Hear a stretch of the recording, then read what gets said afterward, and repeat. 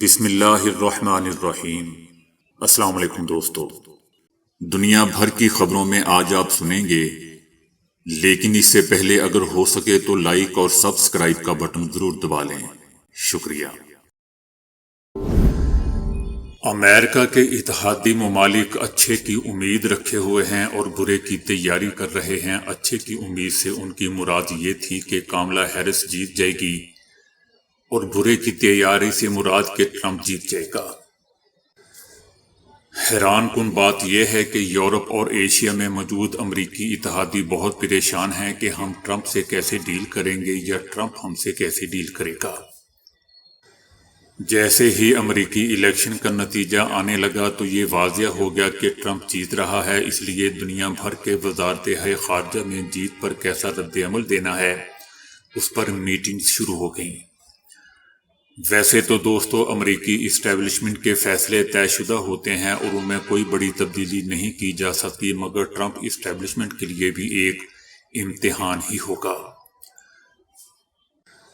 آپ کو یاد ہی ہوگا کہ ٹرمپ کے حامیوں نے کیپٹل ہل پر حملہ کر دیا تھا اور امریکی تاریخ میں ایسا پہلی بار ہوا تھا کہ لوگ سینٹ میں دھن دھناتے پھر رہے تھے۔ بہت سے لوگوں نے بھاگ کر جانیں بچائی تھیں۔ ظاہری طور پر دنیا کی ایک بڑی طاقت کے لیے دوستو ایک ایسے شخص کا صدر بن جانا جس کے بارے میں کوئی پیشگوئی نہ کی جا سکتی ہو بہت ہی خطرناک صورتحال ہے۔ دوستیاں اور دشمنیاں تسلسل چاہتی ہیں۔ جو شخص ایک لمحے میں پوری خارجہ پالیسی کا تہیہ پانچہ کر کے رکھ دیتا ہو اس سے ڈیل کرنا ہر ایک کے لیے مشکل ہوگا، ہر ایک کے لیے بس کی بات نہیں ہوگی۔ ڈیموکریٹس دنیا بھر میں جنگیں مسلط کرنے میں شہرت رکھتے ہیں، اگرچہ یہ انسانی حقوق اور آزادیوں کے نعرے لگاتے ہیں، مگر عملی طور پر تمام بڑی جنگوں کو انہوں نے ہی شروع کیا اور جنگوں کو اپنی معیشت کو بڑھانے کے لیے استعمال کیا۔ ٹرمپ بار بار جنگیں بند کروانے کا اعلان کرتا رہا ہے۔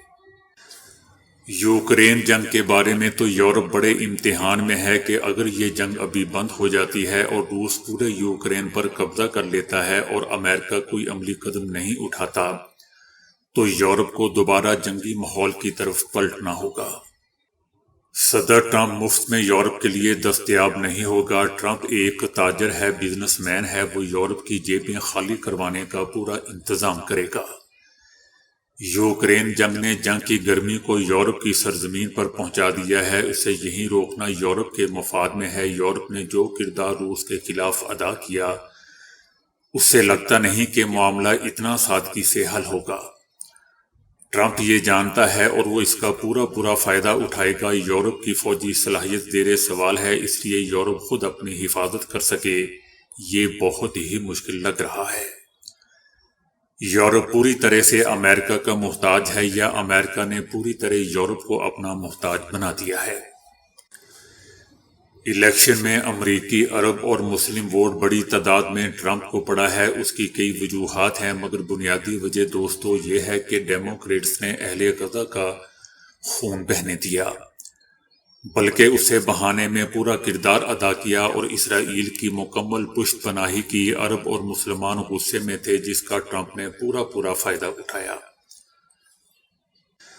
صدر ٹرمپ کا کہنا ہے کہ ہم امریکی سیاست کی تاریخ کا سب سے بڑا اتحاد بنانے جا رہے ہیں۔ مشیگن کے عرب اور مسلم ووٹرز ہمارے ساتھ ہیں کیونکہ وہ امن چاہتے ہیں۔ ٹرمپ کا مزید کہنا تھا کہ مسلم برادری یہ بات جانتی ہے کہ کاملا ہیرس اور ان کے جنگ پسند کابینہ مشرق وسطی پر حملہ کر کے لاکھوں مسلمانوں کو قتل کر دے گی اور تیسری عالمی جنگ کا آغاز کر دے گی۔ آخر میں انہوں نے اپیل کی کہ ٹرمپ کو ووٹ دیں اور امن کو بحال کریں۔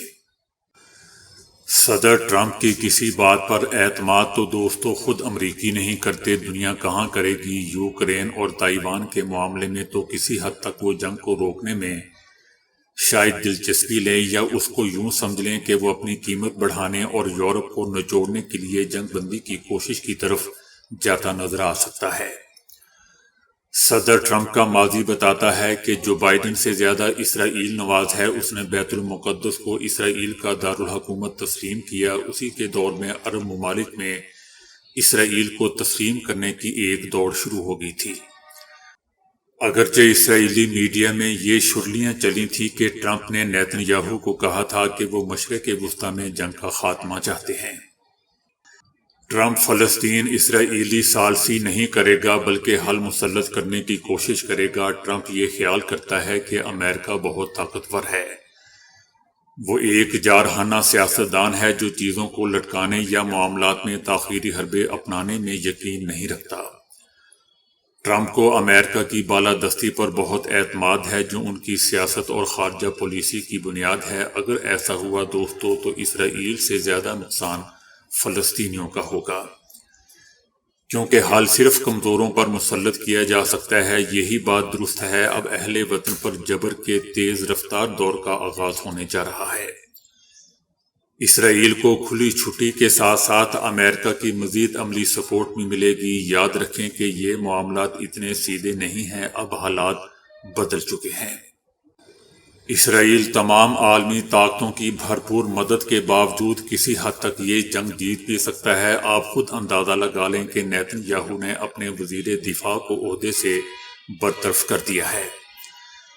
جنگ کے دوران ایسی برخاستگی کی مثالیں کم ملتی ہیں۔ یہ وہی وزیر دفاع ہے جو صبح شام زہر اگلتا تھا اور بلند باغ دعوے بھی کرتا تھا۔ اسرائیل تمام عالمی طاقتوں کی بھرپور مدد کے باوجود دوستو یہ بات یاد رکھیں کہ یہ جنگ کسی صورت نہیں جیت سکتا۔ پاکستان تحریک انصاف کے رہنما اسد قیصر کا کہنا ہے کہ ہمیں ٹرمپ کی کامیابی سے کوئی لینا نہیں، کوئی دینا نہیں اور اپنے ملک کے معاملات میں کسی کو مداخلت کی اجازت نہیں دیتے۔ اسد قیصر کا کہنا تھا کہ عمران خان کو باعزت رہا کیا جائے، ان کے خلاف سیاسی اور انتقامی بنیادوں پر کیسز بنائے گئے ہیں۔ ان کا کہنا تھا کہ ہم چاہتے ہیں کہ ملک میں قانون کی حکمرانی ہو، جس طرح ہمارے مینڈیٹ کو چوری کیا گیا وہ ہمیں واپس کیا جائے۔ امریکی انتخابات کے حوالے سے اسد قیصر کا کہنا تھا کہ نو منتخب صدر ٹرمپ کی کامیابی سے ہمیں کوئی سروکار نہیں، کوئی لینا نہیں، کوئی دینا نہیں۔ ہم اپنی جدوجہد پر یقین رکھتے ہیں، اپنے ملک کے معاملات میں کسی کو مداخلت کی اجازت نہیں دیتے۔ کاملا ہیرس نے الیکشن میں شکست کے بعد خطاب میں الیکشن مہم میں ساتھ دینے والوں کا شکریہ ادا کیا۔ امریکی انتخابات میں ٹرمپ سے ہارنے والی کاملا ہیرس نے شکست قبول کرتے ہوئے کہا ہے کہ الیکشن میں ہار مانتی ہوں۔ اقتدار کی پرامن منتقلی یقینی بنانے کے لیے پرعزم ہے۔ شکست کے بعد اپنے خطاب میں کاملا ہیرس کا کہنا تھا کہ الیکشن نتائج تسلیم کرنے چاہیے۔ جمہوریت کا اصول یہی ہے کہ ہارو تو شکست تسلیم کرو۔ جمہوریت اور عاملیت میں یہی فرق ہے۔ انہوں نے الیکشن مہم میں ساتھ دینے والوں کا شکریہ ادا کرتے ہوئے کہا کہ انتخابی مہم میں لوگوں کو متحد کرنے کی کوشش کی۔ ستارے اندھیرے میں ہی نظر آتے ہیں، ہماری لڑائی امریکہ کے بہتر مستقبل کی لڑائی ہے۔ کاملا ہیرس کا کہنا تھا کہ امریکہ میں اپنے شہریوں کو محفوظ رکھنے کی جنگ میں ہار نہیں مانیں گے۔ عالمی ادارہ صحت نے بیماری اور اموات کا سبب بننے والے 17 خطرناک جراثیموں کی فہرست جاری کر دی ہے۔ عالمی ادارہ صحت کا کہنا ہے کہ HIV، TB، ہیپاٹائٹس اور ملیریا ہر سال 25 لاکھ اموات کا سبب بن رہے ہیں۔ عالمی ادارہ صحت کی جانب سے ادویات کے خلاف مزاحمت رکھنے والے نمونیا اور دیگر بیماریوں کے جراثیم بھی خطرناک قرار دیے گئے ہیں۔ عالمی ادارہ صحت نے ان جرثوموں کی ویکسین پر تحقیق تیز کرنے کی اپیل کرتے ہوئے کہا ہے کہ ان جرثوموں کے خلاف ویکسین بننے سے نہ صرف اموات کم ہوں گی بلکہ بیماریوں پر اٹھنے والے اخراجات بھی کم ہوں گے۔ امریکہ کے صدر جو بائیڈن نے حالیہ صدارتی انتخابات میں کامیابی حاصل کرنے پر ٹرمپ کو مبارکباد پیش کر دی۔ صدر جو بائیڈن نے ٹرمپ کو فون کر کے صدر منتخب ہونے پر مبارکباد دی۔ صدر جو بائیڈن نے ٹرمپ کو وائٹ ہاؤس میں بھی ملاقات کی دعوت دی۔ امریکی صدر جو بائیڈن نے ڈیموکریٹ امیدوار نائب صدر کاملا ہیرس سے بھی ملاقات کی اور ملک کو اکٹھا کرنے کے لیے کام کرنے پر زور دیا۔ یاد رہے دوستوں کہ 5 نومبر کو ہونے والے صدارتی الیکشن میں ٹرمپ نے اب تک 295 الیکٹورل ووٹ حاصل کر چکے ہیں، جبکہ کاملا ہیرس کے الیکٹورل ووٹوں کی تعداد 226 ہے۔ علی محمد خان نے کہا ہے کہ عمران خان نے ٹرمپ کی کامیابی پر خوشی کا اظہار کیا ہے، کیونکہ جو بائیڈن کے دور میں مداخلت ہوئی اور اس دور میں جو منفی رویہ تھا، ٹرمپ کے آنے سے وہ نیوٹرل ہو جائے گا۔ علی محمد خان کا کہنا تھا کہ عمران خان نے ٹرمپ کی کامیابی پر خوشی کا اظہار کیا اور کہا کہ جب میں وزیر اعظم تھا تو میرا ٹرمپ سے رابطہ ہمیشہ رہتا تھا اور ایک اچھا دوستانہ تعلق تھا۔ اگر وہ لوگ آتے ہیں جن سے اچھا تعلق رہا ہے تو یہ اچھی پیش رفت ہے۔ وزیر دفاع خواجہ آصف نے کہا ہے کہ امریکہ کے ساتھ جہاں دو طرفہ تعلقات کی بات ہوگی ساتھ چلیں گے، لیکن جہاں ضرورت ہوئی بھرپور اختلاف کیا جائے گا۔ ان کا کہنا تھا کہ ہمیں نہیں لگتا کہ ٹرمپ عمران خان کی رہائی کے لیے کہیں گے۔ ایک شخص کی خاطر کوئی بھی اپنے تعلقات خراب نہیں کرے گا۔ اگر انہوں نے ایسی کوئی ڈیمانڈ بھی کی تو ہم نہیں مانیں گے۔ پاکستان کی خود مختاری پر یہ ان کی مداخلت ہوگی۔ خواجہ آصف کا کہنا تھا کہ امریکہ میں بھی اسٹیبلشمنٹ کی ہی حکومت ہے، وہاں پاکستان سے زیادہ مضبوط اسٹیبلشمنٹ ہے۔ پاکستان اور ترکیہ میں اسرائیلی مصنوعات کے بائیکاٹ کی مہم کوکا کولا کی فروخت میں تباہ کن حد تک کمی واقع ہوئی ہے۔ جولائی تا ستمبر غزہ کی صورتحال کے باعث کیے جانے والے بائیکاٹ سے سافٹ ڈرنک کے اس عالمی برانڈ کو مسلم دنیا میں شدید دھچکا لگا ہے۔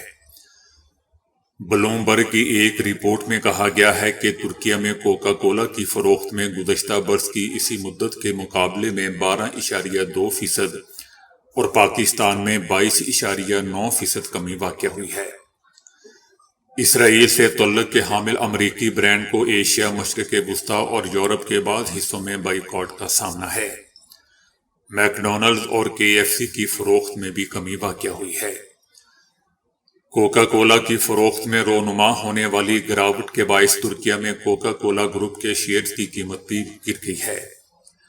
کئی دن سے ان کے شیئر کی ویلیو میں متواتر کمی واقع ہو رہی ہے۔ یاد رہے دوستوں کہ مقبوضہ فلسطین کی غاصب صہیونی حکومت کی فوج نے امریکہ کی حمایت سے عالمی اداروں اور انسانی حقوق کی عالمی تنظیموں کی نظروں کے سامنے غزہ کو وحشیانہ جارحیت کا نشانہ بناتے ہوئے فلسطینیوں کی نسل کشی کا سلسلہ جاری رکھا ہوا ہے۔ مختلف عرب اور مغربی ملکوں کے لاکھوں کی تعداد میں عوام نے اپنے مظاہروں میں غزہ کے مظلوم عوام کی حمایت کا اظہار کرتے ہوئے اسرائیلی مصنوعات کے بائیکاٹ کا مطالبہ کر رکھا ہے۔ صہیونی فوج کی شمالی ڈویژن کے سابق کمانڈر جنرل ٹیفن نے کہا ہے کہ نو منتخب وزیر دفاع یسرائیل کاٹس اسرائیلی وزیر اعظم نیتن یاہو کی کٹ پتلی ہے۔ اسرائیلی میڈیا کا بھی کہنا ہے کہ بہت سارے مسائل میں نائب وزیر دفاع کا موقف نیتن یاہو سے مطابقت رکھتا ہے۔ مثال کے طور پر جنگ کے اختتام کا مسئلہ یسرائیل کاٹس سمجھتے ہیں کہ ابھی جنگ کو ختم کرنے کا صحیح وقت نہیں آیا۔ اس وقت فلسطینی گروپوں پر عسکری دباؤ بڑھانے کا ٹائم ہے تاکہ اپنے قیدیوں کو آزاد اور حماس کو ختم کیا جا سکے۔ یسرائیل کاٹس شمالی مقبوضہ سرزمین کے حوالے سے نیتن یاہو کی سوچ سے اتفاق کرتے ہیں۔ دونوں کا موقف ہے کہ حزب اللہ کی فورسز دریائے لطانیہ سے پیچھے چلی جائے اور وہاں بڑے پیمانے پر حفاظتی اقدامات کیے جائیں۔ رانا ثناء اللہ کا کہنا ہے کہ تحریک انصاف والے خوش تو ہیں لیکن اندازہ نہیں کہ وہ کیوں اور کس بات پر خوش ہیں۔ ان کا کہنا تھا کہ میرا نہیں خیال کہ امریکی الیکشن کے بعد پاکستان پر کوئی دباؤ آ سکتا ہے، اگرچہ 9 مئی جیسا نہیں، لیکن اپنے حمایتوں کو جمع کر کے حملہ تو ٹرمپ نے بھی کیا تھا۔ رانا ثناء اللہ کا کہنا تھا کہ PTI والے خوش تو ہو رہے ہیں لیکن اندازہ نہیں کہ وہ کیوں اور کس بات پر خوش ہو رہے ہیں۔ امریکہ ہو یا کوئی اور ملک سفارتی تعلقات کو برقرار اور بہتر رکھنے کو ویلکم کرتے ہیں۔ ان کا کہنا تھا کہ ٹرمپ دور سے امید ہے کہ پاک امریکہ تعلقات میں بہتری آئے گی۔